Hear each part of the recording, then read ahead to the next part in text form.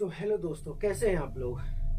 तो आज की कहानी बहुत ही मज़ेदार और इंटरेस्टिंग होने वाली है।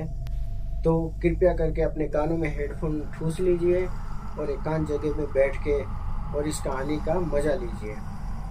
तो ये कहानी एक बिहार से आई हुई है, बिहार की कहानी है।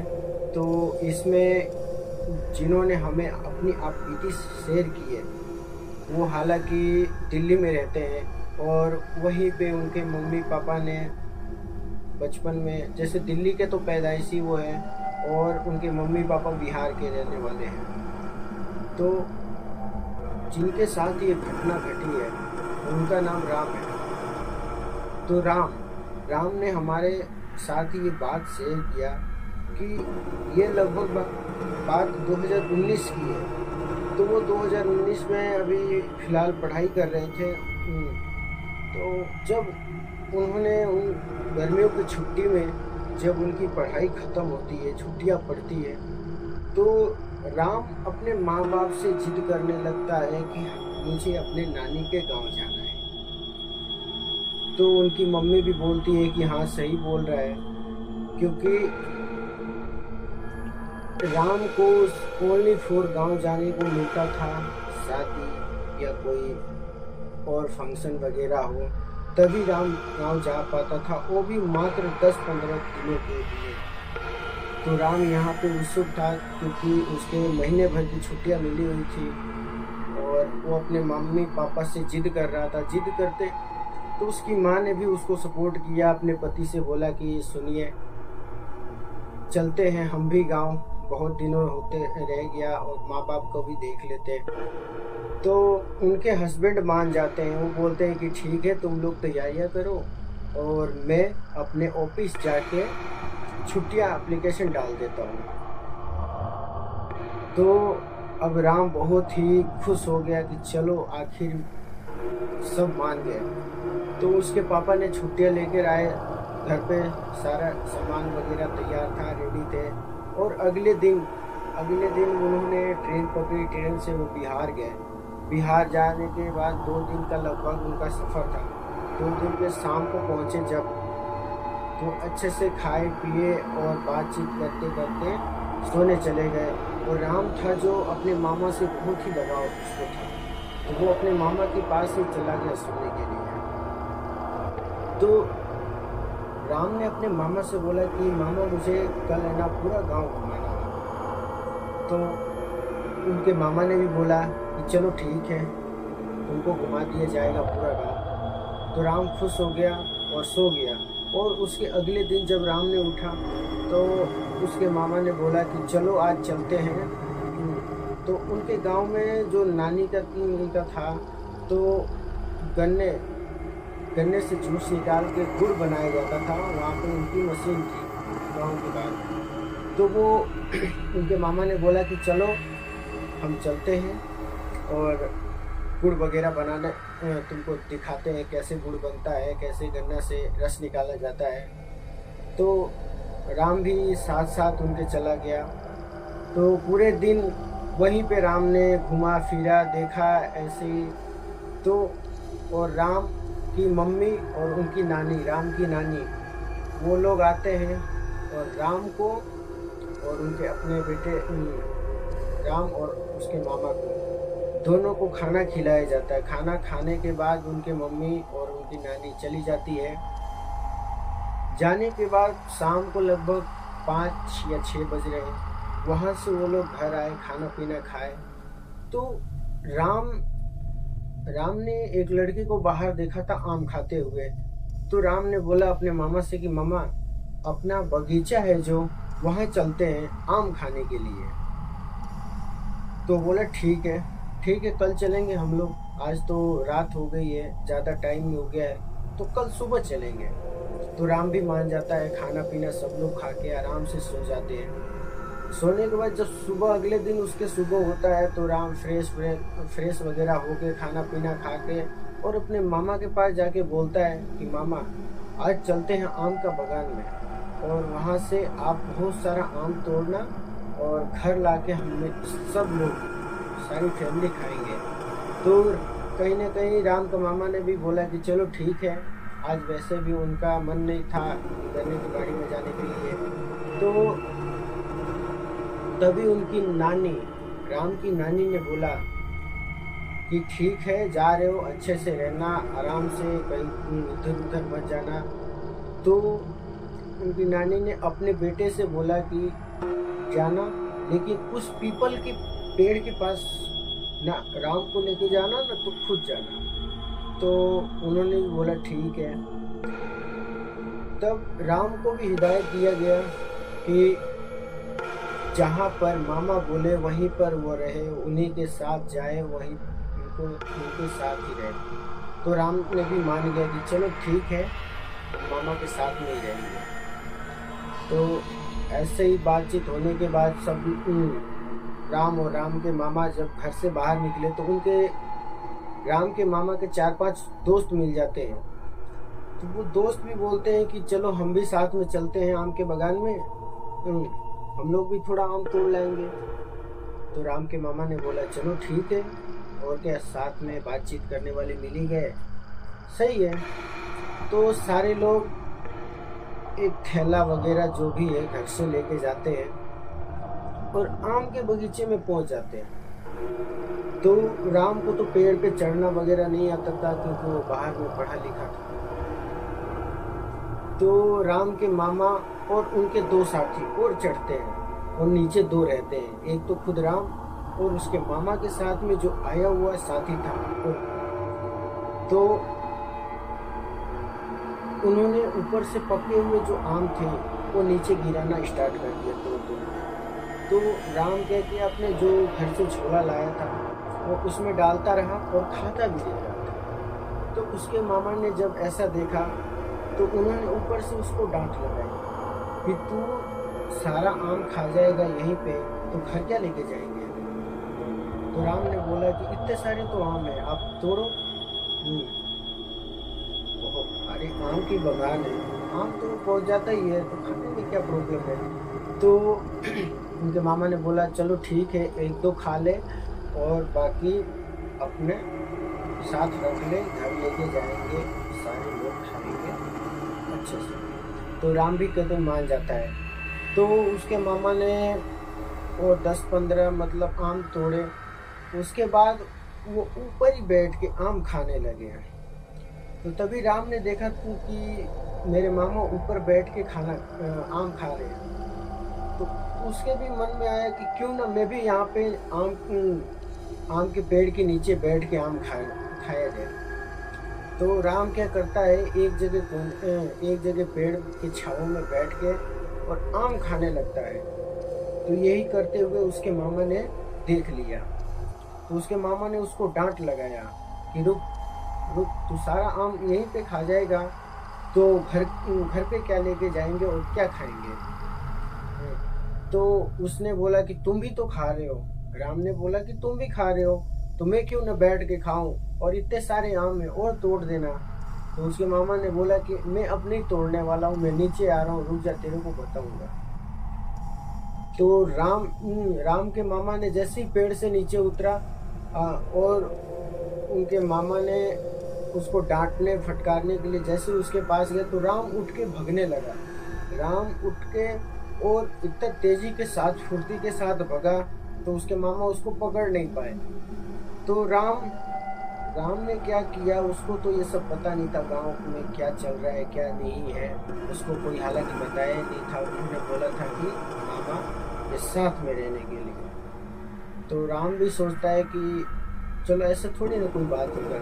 तो राम दौड़ते दौड़ते उसी पीपल के पेड़ के नीचे पहुंच जाता है। जब उसके मामा उसके पीछे पीछे आते हैं तो वो ऐसा देखते हैं तो उनके रोंगटे खड़े हो जाते हैं, वो डर के मारे कांपने लगते हैं और राम को बोलते हैं कि राम तू वहाँ से जल्दी इधर आ जा। तो राम ने बोला कि आ जाओ, मेरे को पकड़ लो, मेरे को मारना चाहते थे ना, आओ मार लो मेरे को पकड़ के। तो राम के मामा ने बोला कि अरे मैं मस्ती कर रहा था, मजाक कर रहा था, तू वापस आ। लेकिन राम ने नहीं माना। और तो उसके मामा ने जब ये सब देखा कि राम नहीं आ रहा है, जिद पे अड़ा हुआ है, तो उन्होंने डराने के लिए उसको 2 कदम आगे बढ़ाया। 2 कदम आगे बढ़ाते ही राम ने क्या किया कि दौड़ के वहां पे एक कुआं था, जिस कुएं में वो लड़का की मौत हुई थी। तो राम राम उसको क्या किया, एक छलांग में ही उसको पार कर दिया। तो पार करने से अब राम के मामा ने घबरा गया, लेकिन हालांकि राम को इतना कुछ फर्क नहीं पड़ा। फिर उसके मामा ने उसको समझाया बुझाया और वहां से लेकर आया। तो जैसे ही उनके सारे दोस्तों ने देखा कि यार ये उस पीपल के पेड़ के पास गया, कुएं को आर पार फांद लिया, आखिर इसको कुछ हुआ नहीं। और घर में पता पड़ेगा तो हम लोगों को डांट सुननी पड़ेगी। तो अब क्या किया जाए, अब सब लोग तो घबरा चुके थे, डर चुके थे। लेकिन राम ने सोचा कि ऐसे तो राम के मामा ने सोचा कि ऐसे तो राम तो अभी बढ़िया है, तो क्या घर वाले को क्या बताया जाए, बताया ही नहीं जाएगा तो ना कोई जानेगा ना हमें डांट पड़ेगी। तो राम की मामा की यही बड़ी भूल थी, उन्होंने घर पे नहीं बताया। तो धीरे धीरे जैसे ही आम के बगान से जब वो लोग जाने लगे, जब वो बाहर जाने लगे, तभी राम का अचानक तबीयत बिगड़ने लगा। तो राम ने अपने मामा से बोला कि मामा मुझे ना बुखार जैसा हो रहा है, मेरा शरीर तप रहा है, जलन हो रहा है। आँख उसकी जलन देने लगी, पूरे शरीर तपने लगा। और मतलब गांव से आधा रास्ता जाने में उसकी कंडीशन बहुत खराब होने लगा। उसके मामा ने बोला कि ऐसा करते हैं, चल पास में ही हॉस्पिटल है, जो छोटा मोटा गांव का हॉस्पिटल होता है, तो वहां पे जाने के लिए बोला। तो जब उस हॉस्पिटल के पास में जब दोनों गए, हॉस्पिटल गए, वहाँ से दवाइयाँ वगैरह लिया, डॉक्टर ने चेक किया तो बोला कि अरे नॉर्मल बुखार है, बुखार वगैरह है, कुछ नहीं, ठीक हो जाएगा 1-2 दिन में। तो राम को दवा दे दिया गया। राम वहाँ पे 2 गोली लेके खा के आराम से अपने घर आ गया। तो घर आने के बाद भी उसका शरीर फर्क नहीं पड़ा था, दवाइयों से जल रहा था, तप रहा था बुखार से। तो उसने अपने मम्मी से, नानी से बताया कि नानी मेरे को ऐसा हो रहा है, मम्मी ऐसा हो रहा है, बुखार जैसा है, मेरे आँखों को जलन आ रहा है। तो उनके मम्मी ने सोचा कि चलो शहर से गांव में आया है, हवा पानी बदला है, तो हो सकता है तबीयत खराब होना लाजमी है। तो वो बोले कि ठीक है चलते हैं। तो उसी दिन शाम को करीबन 5 बजे उसको हॉस्पिटल ले जाया गया और उसको पानी वगैरह चढ़ा, सुई वगैरह लगाया, क्योंकि उस समय उसकी तबीयत बहुत ज़्यादा खराब, उसको बुखार बहुत ज़्यादा हो गया था। तो जब वहाँ से आया तो राम जब तक दवा चला उस वक्त तो ठीक था, लेकिन घर आने के बाद 1 या 2 घंटे के मात्र बीच में उसको वही प्रॉब्लम वापस होने लगा, बुखार होने लगा, आंखें जलने लगा, पूरा शरीर टूटने लगा, अकड़न सी होने लगी। अब राम बुखार के मारे तप रहा था और ऐसे अब वहाँ से आने के बाद उसको करीबन घर के 7 बज गए थे।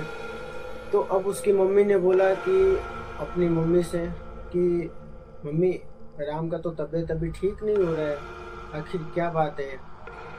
तो राम की नानी ने बोला कि ठीक है, अगले शहर जाके बड़े डॉक्टर को दिखा लेंगे।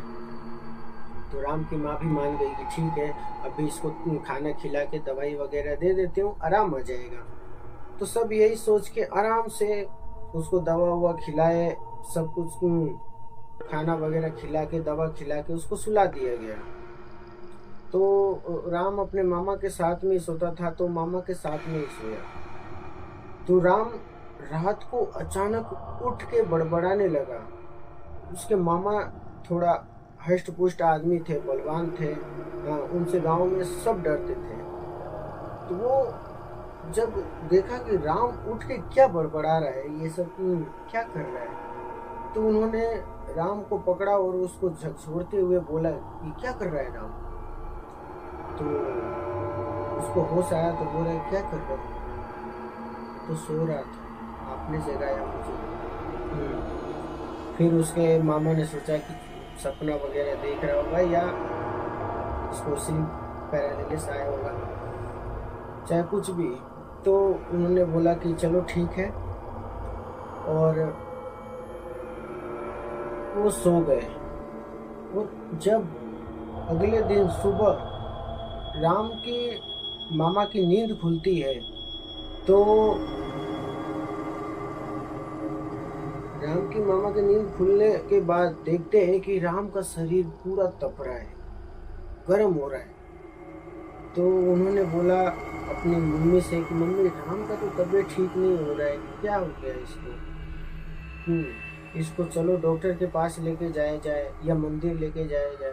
अब राम के मामा को तो पता था ये आखिर क्यों हो रहा है, लेकिन कहीं ना कहीं वो डर रहे थे अपने घर वालों से कि अगर पता पड़ा तो डांट तो खानी पड़नी है।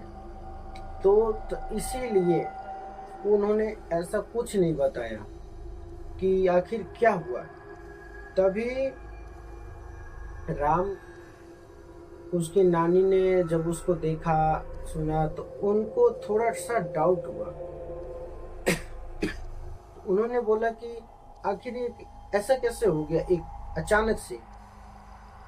अभी कल तक तो ये कल आम के बागान से जाने से पहले एकदम ही फिट था, एकदम तंदुरुस्त था। अचानक से उधर से आने के बाद ऐसा क्या हुआ।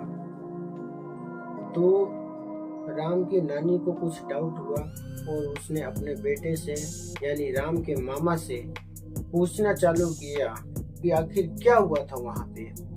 तो राम का मामा जो था वो बताने के लिए तैयार ही नहीं था, डर रहा था कहीं ना कहीं तो, लेकिन फिर भी उसको डराया गया, धमकाया गया, बोला गया। तब जाके कहीं ना कहीं राम के मामा ने बताया कि राम आम के बागान में आम खाते हुए भगा वहां से और उस पीपल के पेड़ के पास पहुंचा और उसको कूद गया, कुएं को मतलब फांद गया। तब कहीं ना कहीं राम के नानी को ये बात समझ आई कि आखिर ये ऐसा हो क्यों रहा है। इतना दवाई करा लिया, सुई दिला दिया, पानी चढ़वा लिया, जो भी करा दिया, लेकिन ये इसको क्या परेशानी थी। अब उनको समझ में आ गया था कि असली परेशानी क्या थी। तभी और उन्होंने बोला राम के मामा को कि ठीक है, जो भी हुआ तेरे को पहले ही बताना चाहिए था, ऐसी बात है। फिर उसको ले जाया गया, उसको राम के मामा को बोला कि जा, जो हमारे तांत्रिक है गांव के बगल में शमशान घाट में रहते हैं, उनको बुला के लाया जाए। राम फटाफट अपनी बाइक लेके गया और वहां से शमशान घाट पहुंच के और अपने तांत्रिक को बुलाया। तांत्रिक ने जब आया तो वो देखा और अपना प्रोसेस चालू कर दिया। मंत्र पढ़ते हुए घर में दाखिल हुआ। वैसे ही राम की आंखें खुली और राम ने घुर्राते हुए उसको बोला कि तू यहाँ से चला जा तांत्रिक। तो तांत्रिक ने बोला कि तुझे मैं वहां पे कीलित किया हुआ था, तू कैसे आखिर आजाद हुआ। तो उस लड़के ने बताया कि इस लड़के ने फांदा मेरे को, तो उसके पांव से जो रस्सी बंधा हुआ था कुएं के ऊपर वो टूट गया। तो टूटने के बाद वो क्या किया, उसको पोजेस कर लिया। पोजेस करने के बाद वहां से ही खेल चालू है। तब तांत्रिक ने बोला कि इसे छोड़ दे, चला जा यहाँ से, ये बच्चा तेरा क्या बिगाड़ा है। तो उसने बोला कि मैं भी किसी का क्या बिगाड़ा था।